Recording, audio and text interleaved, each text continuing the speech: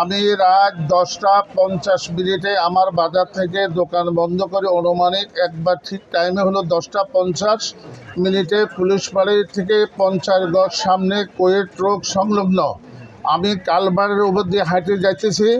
আমাকে পিছন থেকে দুটা মোটরসাইকেল আমাকে ব্যারিকেড দিয়ে সামনে যাইয়ে আমাকে কালবারের উপর থেকে রাস্তা নামাইয়া আমার হাতে যে ব্যাগ ছিল, মোবাইল ছিল, এই ব্যাগ মানে ককটেল ফুটাইয়া তারা এগুলো আমার হাত থেকে ছিনিয়ে করে নিয়ে গেছে। তার নিজ ব্যবসা প্রতিষ্ঠান বন্ধ রেখে নিজ বাসভবনের সামনে সে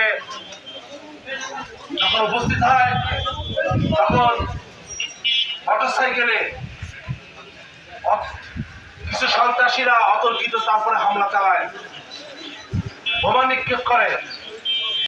এদেশের মাদক ও সন্ত্রাসের পরে জিরো টলারেন্স, কোনো ছাড় নয়। তাই বলতে চাই এই প্রশাসনকে, আপনারা অবিলম্বে খায়ের কাকার পরে হামলাকারী সন্ত্রাসীদের গ্রেপ্তার করতে হবে।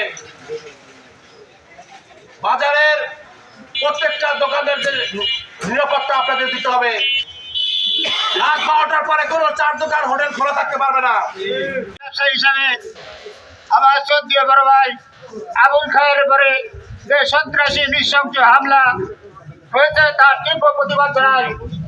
বজ্রকণ্ঠে আওয়াজ করে বলতে চাই, প্রশাসনের ভাওতাবাদী মানিনা মানবনা অবিলম্বে সন্ত্রাসীদের গ্রেপ্তার করে করতে হবে।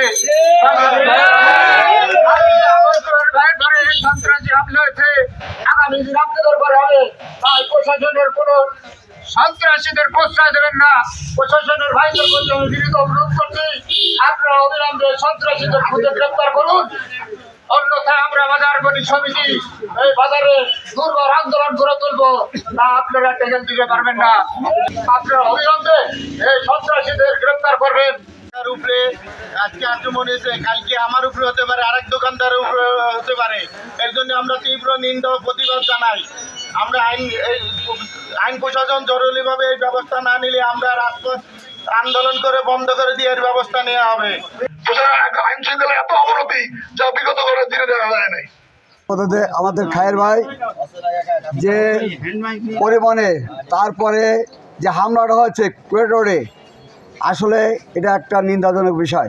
আর ইদানিং বাজারের ভিতরে অনেক চুরি জমারি হচ্ছে, ইলেকট্রিক তার কেটে নিয়ে যাচ্ছে, বিভিন্ন দোকানে থেকে নামাজ পড়লে গেলে তাদের মাল দোকান থেকে মাল টাকা পয়সা নিয়ে যাচ্ছে। আর আমাদের দোকানদারের কারোর কোনো সবাই এক জায়গায় ধাপায় পড়বেন।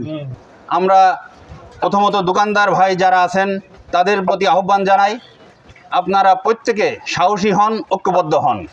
যদি কোনো রকম কোনো সন্দেহজনক মানুষ আপনাদের দোকানের আশেপাশে ঘোরাফেরা করতে দেখেন, সে দিনে হোক আর রাতে হোক, বিশেষ করে রাত্রে, সঙ্গে সঙ্গে তাকে ধরতে হবে, জিজ্ঞাসাবাদ করতে হবে, আইন শৃঙ্খলা বাহিনীর হাতে সোপর্দ করতে হবে।